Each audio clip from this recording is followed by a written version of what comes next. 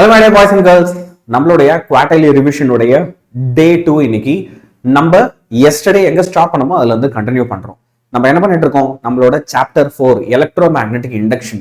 இந்த சாப்டர்ல இருந்து தான் இந்த குவார்டர்லி எக்ஸாம்ல உங்களுக்கு ப்ராப்ளம்ஸ் கேட்கறதுக்கான ஆப்பர்ச்சுனிட்டி ரொம்ப ரொம்ப அதிகம். சரியா? சோ இந்த பர்டிகுலர் சாப்டர் இதுல இருக்கிற எக்ஸாம்பிள் ப்ராப்ளம்ஸ் எல்லாம் நம்ம சால்வ் பண்ணிட்டு இருக்கோம். இன்னைக்கு இதுல இருந்து ஒரு 5 இம்பார்ட்டன்ட் எக்ஸாம்பிள் ப்ராப்ளம் சொல்லி தர போறேன். இந்த chapter and third chapter 3 and 4 இந்த ரெண்டு சாப்டர்ல இருந்து தான் உங்களுக்கு மோஸ்ட் மார்க்ஸ் இந்த எக்ஸாம்ல வரதுக்கான வாய்ப்பு இருக்கு. உங்களுக்கு தெரியுமா, கிட்டத்தட்ட இந்த 4th சாப்டர்ல இருந்து மட்டும் 28 மார்க் குவார்டர்லி எக்ஸாமுக்கு வரும். 28 மார்க் இந்த ஒரு சாப்டர்ல இருந்து நீங்க எடுக்கலாம். அப்ப இதுல ப்ராப்ளம்ஸ் அப்படின்ற ஒரு விஷயத்த நம்ம மிஸ் பண்ணக்கூடாது. இந்த 5 ப்ராப்ளமும் என் கூட சேர்ந்து இப்ப சால்வ் பண்ணுங்க. நம்ம சேனலுக்கு யாராவது சப்ஸ்கிரைப் பண்ணல அப்படின்னா சப்ஸ்கிரைப் பண்ணிக்கோங்க. லைக் பண்ணல அப்படின்னா வீடியோவை லைக் பண்ணிடுங்க, உங்க ஃப்ரெண்ட்ஸுக்கு ஷேர் பண்ணுங்க. மற்றபடி அவ்வளவுதான். கிளாஸ் ஒழுங்கா கவனி. டே 2 பிரசன்ட் சார்னு கமெண்ட் பண்ணிடு. சரியா? Yes, here we go. இப்போ நம்ம கிட்ட ஒரு சொலினாய்டு இருக்கு. அந்த சொலினாய்டுல 500 டர்ன்ஸ் இருக்கு அப்படின்னு சொல்றாங்க. அப்ப n is equal to என்னது, 500 டர்ன்ஸ் இருக்கக்கூடிய ஒரு solenoid is wound on an iron core of relative permeability. Relative permeability டா, not just permeability. என்ன அப்படின்னா 800, அதுக்கு யூனிட் கிடையாது.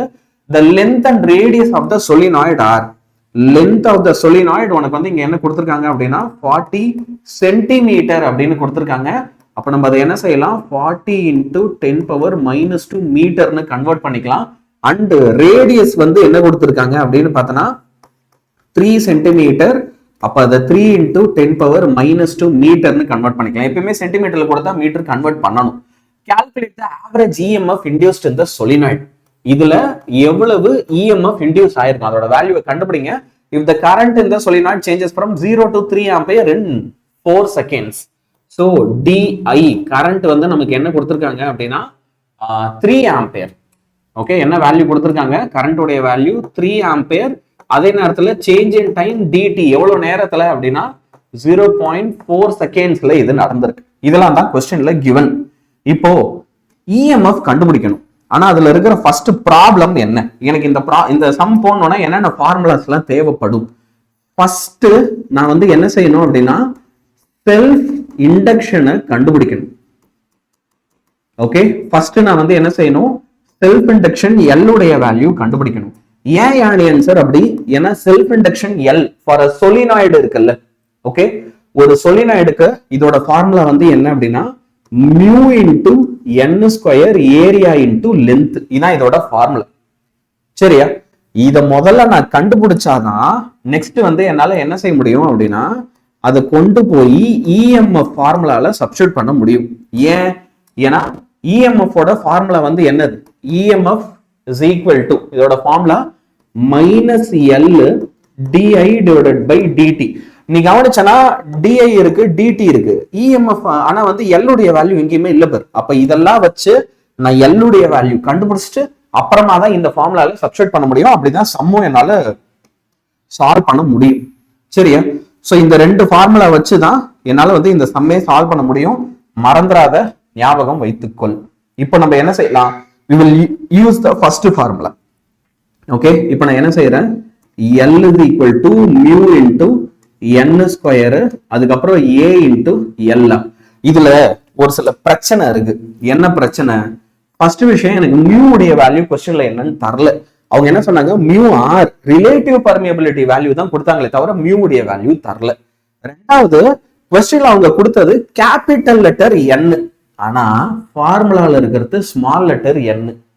என்னதுன்னு, என்னல என்ன small letter n capital letter என்னன்றியா இருக்கு, வித்தியாசம் இருக்கு. சரியா? இப்போ இந்த ஃபார்முலால நான் வந்து என்ன செய்ய போறேன், இந்த பாரு, சின்ஸ் இப்போ மியூ இருக்குல்ல, அதை வந்து நான் என்ன செய்யலாம், mu naught into mu r இப்படி எடுத்து எழுதலாம். சரியா? மியூ நாட் இன்டு மியூ ஆர்ன்னு எழுதலாம். அதே மாதிரி வந்து பார்த்தனா ஸ்மால் லெட்டர் n இருக்கா, ஸ்மால் லெட்டர் என்னோட இடத்துல capital letter n divided by எல்னு சப்ஸ்டிட்யூட் பண்ணலாம். இந்த ரெண்டு வேல்யூ வந்து இந்த ஃபார்முலால இப்போ சப்ஸ்டிட்யூட் பண்ணுவோம். சப்ஸ்டிட்யூட் பண்ணா இப்போ என்ன ஆகுதுன்னு பார்ப்போம். புக்ல இந்த ஸ்டெப் எல்லாம் இருக்கு, புக்லயே இந்த ஸ்டெப் எல்லாம் வந்து பார்த்தனா கொடுத்துருக்க மாட்டாங்க. இதுல இன்னொன்னு வேற இருக்குல்ல, ஏரியா விட்டம்பர். இப்போ ஏரியாவோட இடத்துல இது ஒரு சர்க்கிள்ன்றதுனால பை r ஸ்கொயர் சப்ஸ்டிட்யூட் பண்ணும். இதுவும் சப்ஸ்டியூட் பண்ண வேண்டியிருக்கும். இது எல்லாத்தையும் சப்ஸ்டியூட் பண்ண இப்ப இந்த ஃபார்முலா என்ன ஆகுதுன்னு பாருங்க. L is equal to mu naught into mu r. மியூட இடத்துல சப்ஸ்டியூட் பண்ணியாச்சா?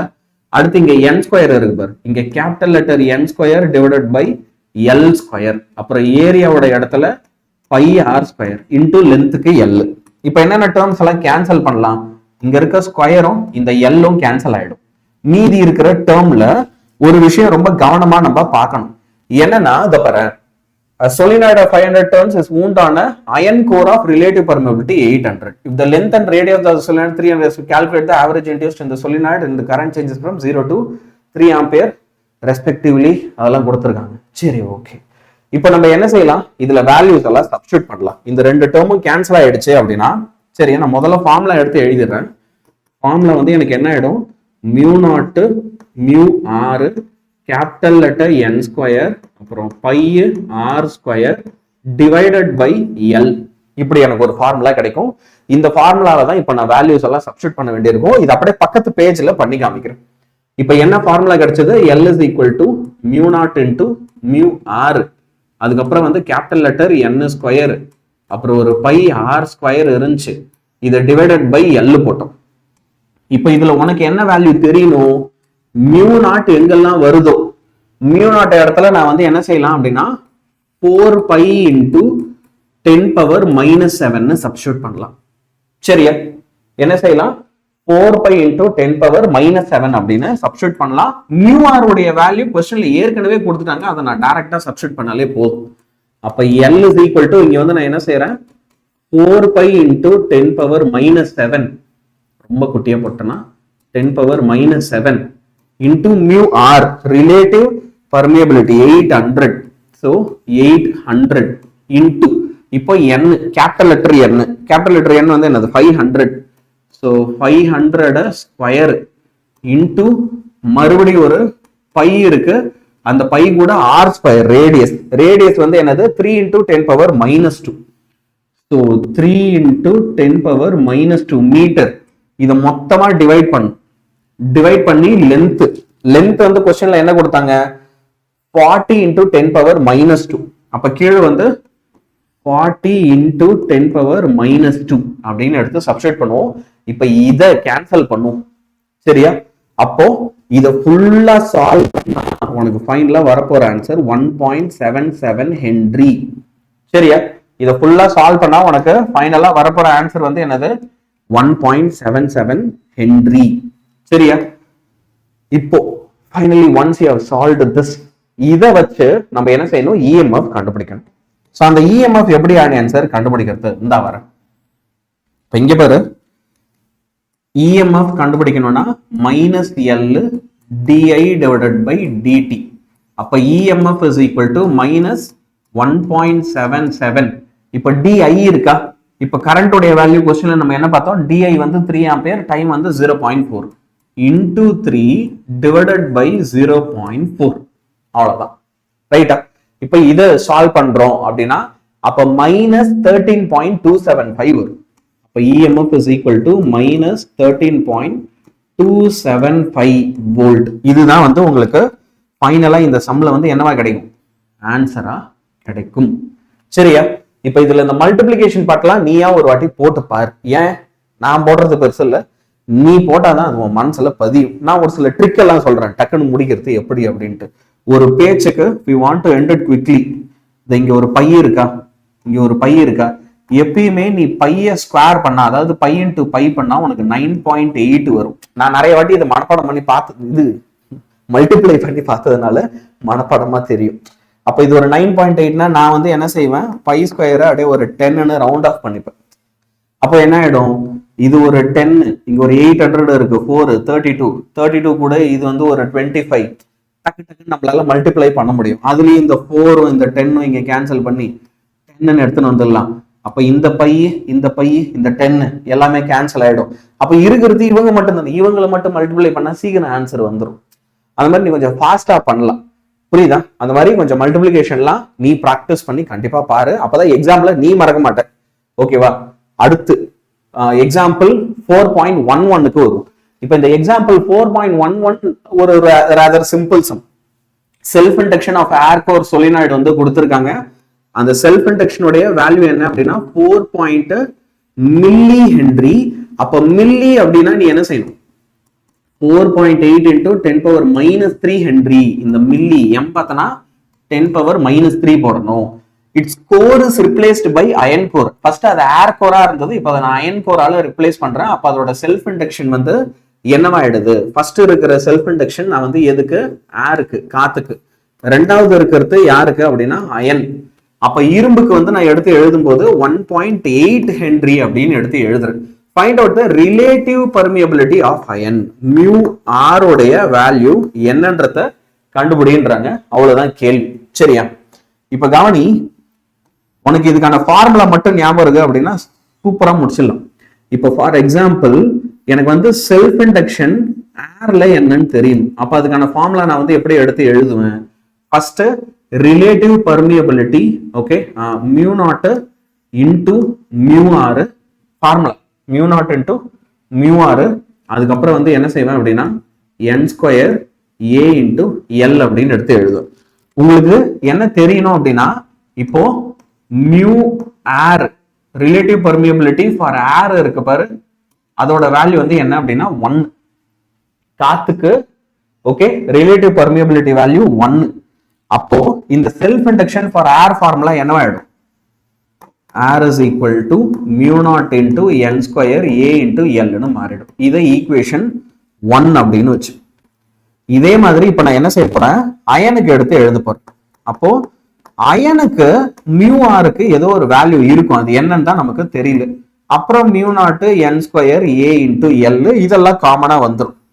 அப்ப இதை வந்து நம்ம என்ன செய்ய போறோம் அப்படின்னா ஈக்குவேஷன் 2னு எழுத போறோம்.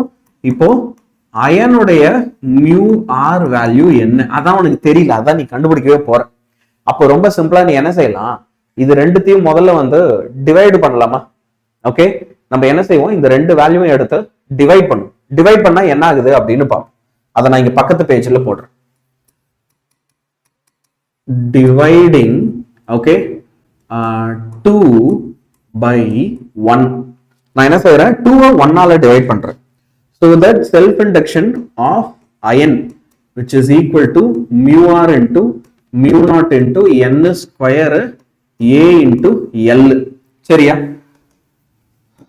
பாடியோ இத இப்ப நம்ம என்ன செய்வோம், we will divide by self induction of air. அப்போ self induction of air ஓட formula mu naught n² a into L. அப்ப நீ என்ன கவனிக்கலாம் அப்படின்னா, இந்த ரெண்டு டேர்ம்ஸும் நான் கேன்சல் பண்ணிடலாம். Mu not n² a L எல்லாம் கேன்சல் ஆயிடும். ரைட்டா? அப்போ ரிமைனிங் டேர்ம்ஸை சப்ஸ்டிட்யூட் பண்ணுவோம். இப்போ அயனுடைய வேல்யூ வந்து கொஸ்டின்ல 1.8ன்னு கொடுத்தாங்க. வேற ஏருக்கு ஏரோடைய வேல்யூ வந்து 4.8 into 10⁻³ so 4.8 into 10⁻³ is equal to mu R. அப்ப இது ரெண்டுத்தையும் டிவைட் பண்ணா எனக்கு மியூ ஆர் கிடைச்சிரும். 10⁻³ மேல எடுத்துட்டு போ. அப்போ 1.8 டிவைடட் பை 4.8 into 10⁻+3 மேல போச்சுன்னா இது வந்து என்னவாயிடும், 10⁻+3 ஆயிடும்.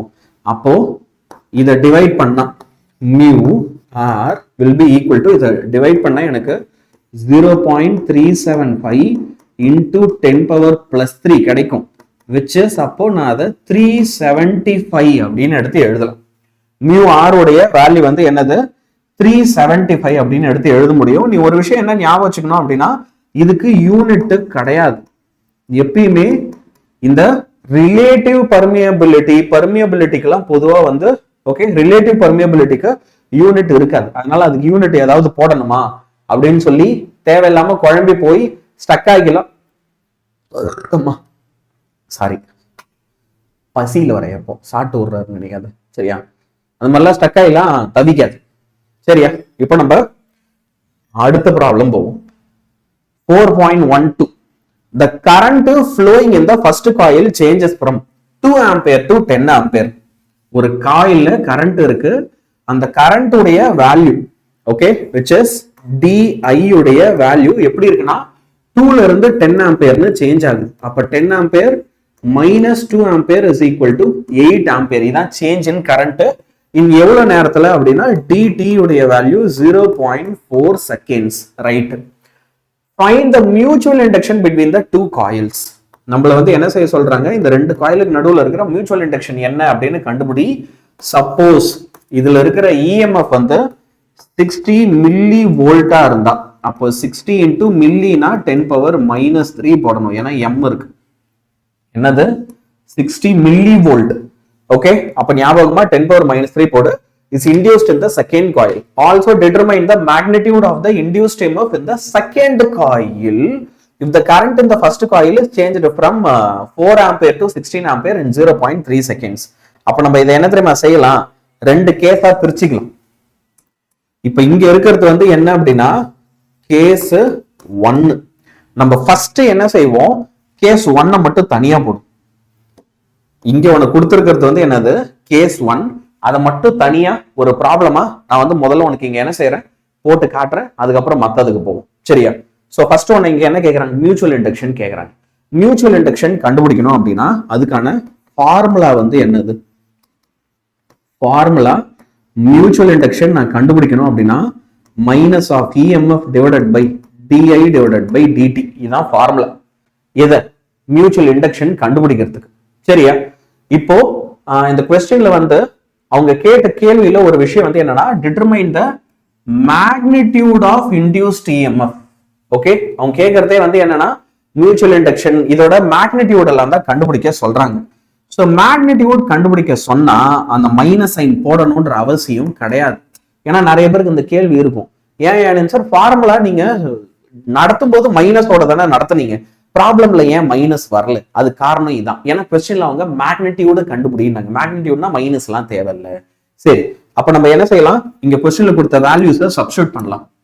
இப்போ m is equal to EMF என்ன இருக்கு பாரு 60 மில்லி வோல்ட். அப்போ 60 into 10⁻³ டிவைடட் பை di உடைய வேல்யூ வந்து என்னது 8. அப்புறம் அதுக்கான டைம் வந்து என்னது 0.4. இப்ப இந்த 0.4 மேல வந்துரும். அப்ப நீ என்ன செய்யலாம், 60 into 10⁻³ into 0.4. இப்போ இந்த 0 எடுத்து 4 கூட மல்டிப்ளை பண்ணிக்கோ, 24. 24 into 10⁻³ டிவைடட் பை 8. ஆன்சர் வந்து உனக்கு இங்க என்ன கிடைக்கும் அப்படின்னா 3 கிடைக்கும். அப்போ சரியா, டிவைடட் பை 8. இப்போ இங்க பாரு 24 into 10⁻³ டிவைடட் பை 8. இதை கேன்சல் பண்ணா 3. அப்ப 3 into 10⁻³ அப்படின்னு சொல்லி எனக்கு மியூச்சுவல் இண்டக்ஷன் வேல்யூ கிடைக்குது 3 into 10⁻³ ஹென்றி. சரியா? இப்ப இதை கண்டுபிடிச்சாச்சு அப்படின்னா அடுத்ததுக்கு வரும். அடுத்தது கேஸ் 2. இப்ப கேஸ் 2ல என்ன சொல்றாங்க அப்படின்றத நான் எடுத்து எழுதுறேன், கொஸ்டின் படிச்சு உங்களுக்கு எடுத்து எழுதி காட்டுறேன். இப்ப இதுல கேஸ் 2 வந்து எடுத்துக்கிட்ட அப்படின்னா also determine the magnitude of induced EMF in the second coil. EMF உடைய வேல்யூ வந்து கண்டுபிடிங்கன்றாங்க. எதுல, ரெண்டாவது காயில்ல. if the current in the first coil is changed from 4 ampere to 6 ampere, அப்போ change in current di வந்து எப்படி இருக்கு, 6 ampere minus 4 ampere which is equal to 2 ampere. current 16 ampere, sorry 16 ampere அது. அப்ப அது 12 ampere இருக்கும். ஓகே, எவ்வளவு நேரத்துல மாறுது, 0.03 சரி 0.03 செகண்ட்ஸ்ல. அடுத்து மியூச்சுவல் இண்டக்ஷன் தான் நம்ம கண்டுபிடிச்சிட்டோம், which is 3 into 10⁻³ இங்க கண்டுபிடிச்ச ஆன்சர். சோ மியூச்சுவல் இண்டக்ஷன் வந்து 3 into 10⁻³. இப்போ நான் என்ன கண்டுபிடிக்கணும், இஎம்எஃப் கண்டுபிடிக்கணும். இஎம்எஃப் கண்டுபிடிக்கணும் அப்படின்னா அப்ப அதுக்கான ஃபார்முலா வந்து என்னது, இப்போ அதுக்கான ஃபார்முலா இது பாரு, EMF is equal to mutual induction into di divided by dt. இதான் ஃபார்முலா. இந்த ஃபார்முலால இப்ப வேல்யூவை சப்ஸ்டிட்யூட் பண்ணுவோம். அப்ப EMF is equal to mutual இண்டக்ஷனுக்கு 3 into 10⁻³ into change in current வந்து ஒரு 12 ampere divided by அதுக்கு எடுத்துக்கிட்ட டைம் வந்து 0.03. இப்போ இதையும் 3யும் கேன்சல் பண்ணா 300 கிடைக்கும். என்ன கிடைக்கும், 300. அப்போ 300 into 10⁻³ அப்ப அது 0.3 அப்படின்னு மாறிடும். சரியா, இதையும் கேன்சல் பண்ணா 100. அப்ப EMF is equal to 100 into 10⁻³ 100 into 10⁻³ into 12. அப்ப இஎம்எஃப் உடைய வேல்யூ 1.2 மாறிடும். சரியா, 1.2 வோல்ட். அவ்வளவுதான். நைஸ். எஸ் 1.2 வோல்ட் அப்படின்னு சொல்லி நம்ம என்ன பண்ணியாச்சு, ஆன்சர் கண்டுபிடிச்சாச்சு. Done and dusted. அடுத்த கேள்விக்கு வரும். எக்ஸாம்பிள் 4.14. என்ன சார் இதெல்லாம் கொஞ்சம் பெரிய பெரிய ப்ராப்ளமா இருக்கு, இந்த ப்ராப்ளம் எல்லாம் சத்தியமா கேட்பாங்களா உங்களுக்கு தெரியுமா? ஆமா, கேட்க வாய்ப்பு இருக்கு. இதெல்லாம் நம்ம சால்வ் பண்ண கண்டிப்பா கத்துக்கிட்டு தான் ஆகணும். நிறைய நேரத்துல இந்த மாதிரி ஒரு சில ரிஸ்க் எடுக்காம தான் நம்ம வந்து என்ன பண்ணிடுறோம், கோட்டை விட்டுறோம். இந்த வாட்டி நம்ம அப்படி பண்ண வேணாம். என் கூட சேர்ந்து சால்வ் பண்ணு, நான் உனக்கு எல்லாத்தையும் அழகா கத்துறேன். இப்ப என்கிட்ட ஒரு சர்க்கிள் ஷேப்ல இருக்க மெட்டல் இருக்கு, அதோட ஏரியா, ஓகே, அதோட ஏரியா வந்து இங்க நமக்கு என்ன கொடுத்துருக்காங்க அப்படின்னா 0.03 மீட்டர் ஸ்கொயர் கொடுத்துருக்காங்க. சரியா, ஸ்கொயரை சின்னதா போட்டேன், மீட்டர் ஸ்கொயர் கொடுத்துருக்காங்க. ரொட்டேட்ஸ் என்ன, யூனிஃபார்ம் மேக்னெட்டிக் ஃபீல்ட். அந்த மேக்னெட்டிக் ஃபீல்டோடைய வேல்யூ வந்து என்ன அப்படின்னா 0.4 Tesla. The axis of rotation passes through center and perpendicular to its plane and also parallel to the field. The axis of rotation passes through the center. சரி, and perpendicular to its field and is also parallel to the field, perpendicular to its plane and parallel to the field. If the disk completes 20 revolutions. இல்லாலங்கடி கொஸ்டினா இருக்கும் போலடா அது. Okay, frequency கொடுத்திருக்கான் என்ன அப்படின்னா 20 revolutions complete பண்ணுது. சரி, 20 revolutions per second. So பேசிக்கா இது frequency 20. The resistance of the disk. So resistance R வந்து என்ன கொடுத்திருக்கான், 4 ohms அப்படின்னு கொடுத்திருக்கான். Calculate the induced EMF between the axis and the rim and the induced current flowing in the disk. நீ இங்க என்ன செய்யணும், EMF என்னன்னு கண்டுபிடிக்கணும், கரண்ட் என்னன்னு கண்டுபிடிக்கணும். இந்த ரெண்டு டேட்டாவையும் நம்மள வந்து கரெக்டா கண்டுபிடிங்க அப்படின்றதான் இங்க சொல்லியிருக்காங்க. சரியா? சோ மடி பெண்ணு தவறுது, தப்பா போட்டுருவோமோ, போட்டு பார்ப்போம்.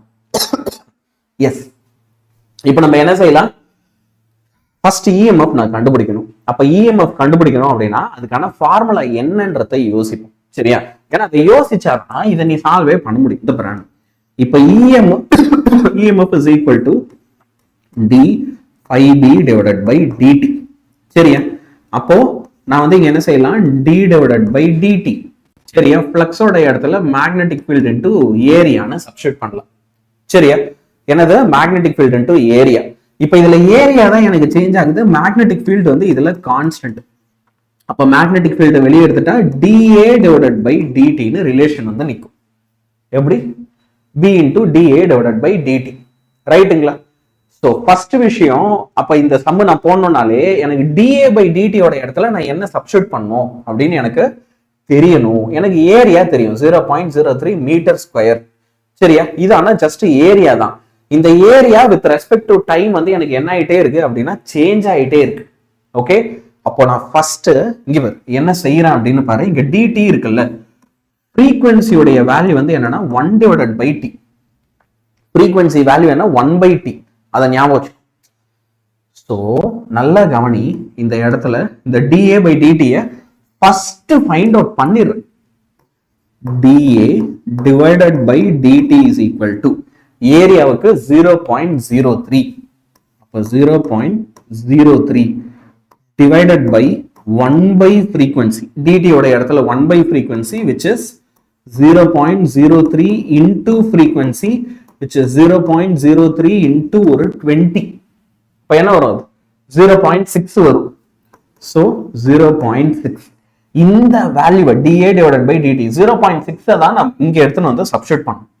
அப்போ if I have to find EMF அப்படின்னா அப்போ மேக்னெட்டிக் ஃபீல்டுக்கு 0.4 போட்டுக்கும். 0.4 into இங்க கண்டுபிடிச்ச வேல்யூ ஒரு 0.6. 0.4ஐயும் 0.6ஐயும் நீ மல்டிப்ளை பண்ணா 0.24 வோல்ட் அப்படின்னு சொல்லி உனக்கு வேல்யூ வரும் EMF. சரியா? சோ நம்ம EMF क्वेश्चनல கேட்ட மாதிரி கண்டுபிடிச்சிட்டோம். நெக்ஸ்ட் நம்ம என்ன செய்யணும், ரெசிஸ்டன்ஸ் கண்டுபிடிக்கணும். ரெசிஸ்டன்ஸ் கண்டுபிடிக்கிறது ஜுஜிபி மேட்டர் தான், கஷ்டம் கிடையாது. டக்குன்னு என்ன பண்ணிடலாம், ரெசிஸ்டன்ஸ் கண்டுபிடிச்சிடலாம். எப்படி ஆன்சர் டக்குன்னு ரெசிஸ்டன்ஸ் கண்டுபிடிப்பீங்க? சி, ரெசிஸ்டன்ஸ் கண்டுபிடிக்கணும் அப்படின்னா நான் EMF கரண்டால டிவைட் பண்ணணும். ஓகேவா? சாரி வளர்ற இப்படி வச்சுக்கோ. EMF கண்டுபிடிக்கணும் அப்படின்னா ரெசிஸ்டன்ஸ் இன்டு கரண்ட் இல்ல I into R, V equal to IR formula இருக்குல்ல, அதை எடுத்துப்போம். அப்போ இங்க வந்து எனக்கு கரண்ட்டுடைய வேல்யூ என்னன்னு தெரியணும் அப்படின்னா நான் இஎம்எஃப் ரெசிஸ்டன்ஸால டிவைட் பண்ணா போதும். இஎம்எஃப் இங்க நம்ம என்ன கண்டுபிடிச்சோம்? 0.24. அப்ப அந்த 0.24 டிவைடட் பை ரெசிஸ்டன்ஸ். ரெசிஸ்டன்ஸோட வேல்யூ क्वेश्चन என்ன கொடுத்தாங்க? 4. அப்ப 0.24 4 ஆல டிவைட் பண்ண, அப்படி 4 ஆல டிவைட் பண்ணா நமக்கு I உடைய வேல்யூ 0.06 ஆம்பியர் அப்படின்னு கிடைக்கும். டன், அவ்வளவுதான். ஓகே, சோ பார்க்கதான் பெரிய சம் மாதிரி இருக்கும், ஆனா ஒரு சில்லற சம் தான். அந்த dA by dt அதை மட்டும் நீ கரெக்டா போட்டுரு. 0.03. இப்ப டைம் வந்து நாங்க சப்ஸ்டிட் பண்ணோம், ஆனா கொஸ்டின்ல ஃப்ரீக்வன்சி கொடுத்தாங்க. அப்போ அதை இன்வர்ஸா போடணும். 1/f போட்டு அப்போ அந்த 20 மேல வந்துடும், அவ்வளவுதான். அதை கரெக்டா போட்டனா மீதி எல்லாம் உனக்கு தெளிவா கரெக்டா வந்துட்டு போகுது. சரியா? சோ இப்போ now we will move on to next problem. நம்ம கிட்ட வந்து ஒரு டிரான்ஸ்ஃபார்மர் இருக்கு. சரியா? அதுவும் ஒரு ஐடியல் டிரான்ஸ்ஃபார்மர் இருக்கு. அதுல இருக்கிற நம்பர் ஆஃப் டர்ன்ஸ் கொடுத்திருக்காங்க. நமக்கு இந்த வோல்டேஜ் டிரான்ஸ்ஃபர்மேஷன் ரேஷியோ அப்படின்னு சொல்லி ஒரு முக்கியமான ரேஷியோ இருக்கு தெரியுமா? அந்த ரேஷியோவை பேஸ் பண்ண क्वेश्चन இது. Okay, an ideal transformer has 460 and 4000 turns in the primary. So VP sorry NP number of turns in primary வந்து உனக்கு என்ன கொடுத்திருக்காங்க? P அப்படின்னா 460 கொடுத்திருக்காங்க. இதே வந்து செகண்டரியில எவ்வளவு இருக்கா? இது வந்து 40,000. அப்ப இது வந்து ஒரு step up transformer. an ideal transformer has 460 and 40,000 turns in the primary and secondary coils respectively. The voltage developed per turn in the secondary, the transformer is connected to a 230 volt AC mains. அப்போ உனக்கு பேசிக்கா என்ன பண்ணிருக்காங்க? Primary voltage இருக்குல்ல, அதோட value இங்க கொடுத்திருக்கான். அந்த primary value தான் என்னவா? 230 வோல்ட். அது இன்புட். எப்படி ஆன்சர்? அது வந்து பிரைமரி நீங்க கண்டுபிடிச்சீங்க. ஒன்னும் இல்ல, இந்த voltage developed across the secondary என்னன்னு கேக்குறான். If the transformer is connected to டிரான்ஸ்ஃபார்மருக்கு நீ இன்புட்டா கொடுக்கிறது தான் எப்பயுமே என்னன்னா பிரைமரி. அப்ப டிரான்ஸ்ஃபார்மரை நீ எதுல கனெக்ட் பண்ணி வச்சிருக்கே அதுதான் பிரைமரியா இருக்கும், which is 230. The secondary, okay, என்ன சொல்றாங்க? The secondary is given to a load of resistance of 104 ohm. இத வந்து நீ என்ன பண்ணிருக்க? ஒரு 104 ஓம் இருக்கு ரெசிஸ்டன்ஸ் கொடுத்திருக்க. calculate the power delivered to the load. So வந்து இங்க என்ன கண்டுபிடிக்க சொல்றாங்க? பவர் என்னவா இருக்கும் அதை கண்டுபிடி அப்படின்றாங்க. அப்ப முதல்ல நான் பவர் கண்டுபிடிக்கணும் அப்படின்னா அதுக்கு முதல்ல நான் ஒரு சில வேல்யூ கண்டுபிடிக்கணும். ஃபார் எக்ஸாம்பிள் செகண்டரி வோல்டேஜ் என்ன? ஏன் ஆன்சர் ஏன் அப்படி பண்ணணும்? ஸ்ட்ரெயிட்டா வந்து ஒரு பேச்சுக்கு என்னால பவர் வந்து கண்டுபிடிக்க முடியாதா? இல்ல, முடியாது. ஏன் நான் சொல்றேன், பவருடைய ஃபார்முலாவை உனக்கு எழுதி போட்டா உனக்கு புரிஞ்சிடும். இப்போ நான் பவர் கண்டுபிடிக்கணும் ஓகே அப்படின்னு வச்சுக்கோ. அதுக்கான ஃபார்முலா வந்து என்னன்னா voltage in secondary square V square divided by resistance in secondary. ஓகேவா? என்னது? Resistance in secondary. அப்போ இதை கண்டுபிடிக்காம என்னால ப்ராப்ளம் போட முடியாது இல்ல. சரியா? இதுல இன்னொரு தப்புடா கொஸ்டின்ல. இது வந்து என்னன்னா 104 இல்ல, இது வந்து 10⁴ ஓமா. ரைட், நல்ல ஒரு பெரிய தப்பு பண்ண பார்த்தேன். 10⁴ ஓம். சரியா? அப்ப அந்த 10⁴ நான் கீழே சப்ஸ்டிட்யூட் பண்ணிக்கலாம். அப்போ வோல்டேஜ் இன் செகண்டரி, ஆனா நான் முக்கியமா என்ன செய்யணும்? கண்டுபிடிக்கணும். சோ இப்போ அந்த வோல்டேஜ் இன் செகண்டரி கண்டுபிடிக்கிறதுக்கு நான் வந்து வோல்டேஜ் டிரான்ஸ்ஃபர்மேஷன் ரேஷியோன்னு ஒரு ஃபார்முலா இருக்கு, அதை எடுத்துக்கிறேன். Voltage transformation ratio. ஸோ அந்த வோல்டேஜ் டிரான்ஸ்ஃபர்மேஷன் ரேஷியோ படி சரியா ஃபார்முலா என்ன தெரியுமா? அது voltage in secondary divided by voltage in primary அப்படியே எதுக்கு ஈக்குவலா இருக்கும் அப்படின்னா number of turns in secondary divided by number of turns in பிரைமரிக்கு ஈக்குவலா இருக்கும். இப்போ எனக்கு வோல்டேஜ் இன் செகண்டரி தெரியணும், அதனால இந்த ஃபார்முலாவை அப்படியே நான் எப்படி மாத்தி எழுதுறேன் அப்படின்னு பாரு. நான் என்ன செய்ய போறேன்? வோல்டேஜ் இன் செகண்டரி மட்டும் ஒரு பக்கம் வச்சுக்கிட்டு மீதி எல்லா டேர்ம்ஸையும் இன்னொரு பக்கம் கொண்டு போயிடுறேன். சரியா? இந்த வோல்டேஜ் இன் செகண்டரி மட்டும் பச்சை கலர்ல எழுதிக்கிறேன். ஓ, கலர் மாத்திட்டியா? வோல்டேஜ் இன் செகண்டரி மட்டும் ஒரு பக்கம் வச்சுக்கிட்டு மீதி எல்லாத்தையும் இன்னொரு பக்கம் கொண்டு போயிடுறேன். அப்படி கொண்டு போனா அப்ப என்ன ஆகும்? Number of turns in secondary divided by number of turns in primary into voltage in primary. which is அப்ப number of turns and secondary வந்து என்ன கொடுத்தாங்க 40,000 divided by number of turns இதுல வந்து என்னவா இருக்கு 460. சரியா எவ்வளவு இருந்துச்சு 460 இன்டூ இப்போ பிரைமரி வோல்டேஜ் என்ன 230. கரெக்டா? அப்ப அந்த 230 460 டக்குன்னு கேன்சல் ஆயிடும் பாரு. அப்ப இதையும் கேன்சல் பண்ணா 2 வரும். 2 இதுவும் கேன்சல் பண்ணா 20,000 வரும். சரியா? சோ இப்போ நான் என்ன செய்ய போறேன், voltage across secondary is equal to 20,000 அப்படின்னு எடுத்து எழுத போறேன். இதை கண்டுபிடிச்சிட்டியா? இதை கண்டுபிடிச்சிட்டா இப்போ பவர் கண்டுபிடிச்சிடலாம். எப்படி பவர் கண்டுபிடிச்சிடலாம்? இப்ப பாரு, பவருடைய ஃபார்முலா உனக்கு நான் ஸ்டார்டிங்ல என்ன எழுதி போட்டேன், power is equal to V square divided by R இல்லையா? செகண்டரி. அப்ப power is equal to 20,000 into 20,000 ஏன்னா ஸ்கொயர் பண்றேன் டிவைடட் பை ஆர் உடைய வேல்யூ வந்து 10⁴. 10⁴ 10 ஃபாலோட் பை எத்தனை 0? 4 0. இது 1 ஃபாலோட் பை 1 2 3 4 4 0. அப்போ ஓகே, இதுல ஃபைனல் ஆன்சர் என்ன வரும்? இதுல ஒரு 4 0 தூக்கிடு, இதுல ஒரு 4 0 தூக்கிடு, அவ்வளவுதான். பவர் இஸ் ஈக்குவல் டு 40,000 வரும். அப்ப இதை நான் 40 கிலோவாட் அப்படின்னு எழுதலாம். சரியா? Power is equal to 40 into 10⁻³ watts. அப்படி இல்லைன்னா power is equal to 40 10⁻³ kilowatt அப்படின்னு மாத்தி எழுதலாம். அவ்வளவுதான், முடிஞ்சு. This is the final answer for this question. Okay, power is equal to 40 kilovolt. இப்படி தாண்ட சால்வ் பண்ணும். பசங்களா, ஒவ்வொரு நாளும் டெடிகேட்டடா இந்த மாதிரி ப்ராப்ளம்ஸை என் கூட கத்துக்கும். உங்களை நிறைய பேர் நீட்டு ப்ரிப்பேர் பண்ற, ஜேஇ ப்ரிப்பேர் பண்ணணும்னு நினைக்கிற, அதுக்கெல்லாம் பிளாட்ஃபார்ம் வந்து இந்த ப்ராப்ளம். இந்த ப்ராப்ளம்ஸ் எல்லாம் நீ எந்த அளவுக்கு ஒழுங்கா தினமும் டெய்லி சால்வ் பண்ணிட்டு வரியோ அந்த அளவுக்கு உன்னால நீட் ஜேஇ எக்ஸாம்ஸ் எல்லாம் நல்லா பண்ண முடியும். முக்கியமா ஸ்டேட் போர்டு எக்ஸாம்ல உன்னால 200 கட் ஆஃப் எடுக்க முடியும். யானியன் சார், நான் 200 கட் ஆஃப் எடுக்கணும், எனக்கு வந்து ஸ்கூல்ல ப்ராப்ளம்ஸ் எல்லாம் ப்ராப்பரா சொல்லி தர மாட்டாங்க, ப்ராப்பரா எனக்கு ப்ராப்ளம் சால்வ் பண்ண தெரியல, அந்த ஸ்கில் இல்லைன்னா எவ்ரி சிங்கிள் டே இந்த சேலஞ்சை முடி. இந்த சேலஞ்சோட பிடிஎஃப் நான் டெய்லியுமே டிஸ்கிரிப்ஷன்ல தரேன். தயவு செஞ்சு இந்த பிடிஎஃப் எல்லாம் டவுன்லோட் பண்ணி வச்சு அதை பார்த்து நீ சால்வ் பண்ணு. பார்த்தா மட்டும் போதாது, இதை அடிக்கடி சால்வ் பண்ணணும். திரும்ப இந்த ப்ராப்ளம் எல்லாம் சால்வ் பண்ணி பார்க்கணும்.